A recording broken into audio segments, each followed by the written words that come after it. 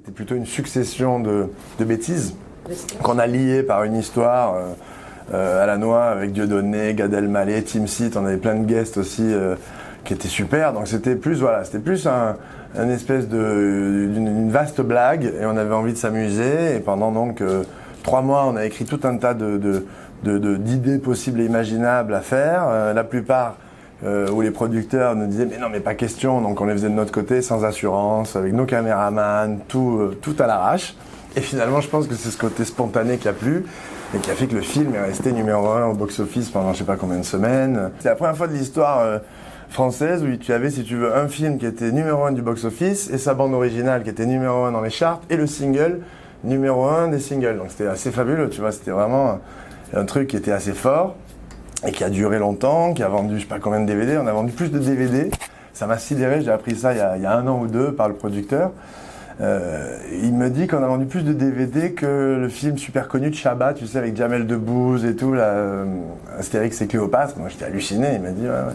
Donc c'est vrai que c'était un beau succès, et comme ils ont proposé de faire la suite, donc pour répondre à ta question sur mes velléités à en faire plus, on a dit non parce qu'on savait qu'on n'allait pas faire mieux.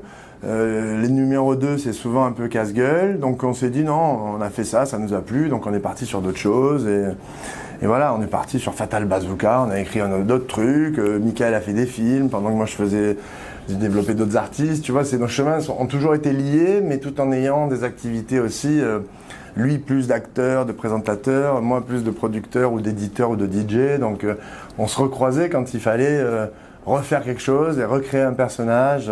Et c'est pour ça qu'on a à chaque fois changé de Bratislava Boys à Alphonse Brown et la Buzz, aux 11 commandements et les connards, au Is No Good, après Fatal. Enfin, tu vois, à chaque fois, c'était des nouvelles pages, des nouvelles aventures, des nouveaux personnages, pour pas s'enfermer dans quelque chose.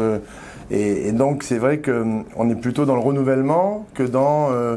que dans la pérennité d'un projet que tu vas sucer jusqu'à la vie, pousser le truc jusqu'au bout.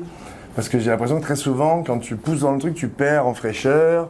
Et les gens disent « Ah ouais, mais c'est bon, là, on a compris, c'est bon. Voilà, il y a eu un 11 commandements, si on faisait un autre, je pense que ça aurait pas aussi bien marché. Et quand même ça aurait aussi bien marché, je pense pas que ça aurait été aussi frais et aussi naturel et aussi marrant, quoi. Donc il vaut mieux savoir s'arrêter, dans tout. Et quand tu sens que c'est bien, il faut savoir s'arrêter, se dire « Hop, next, what's next ?»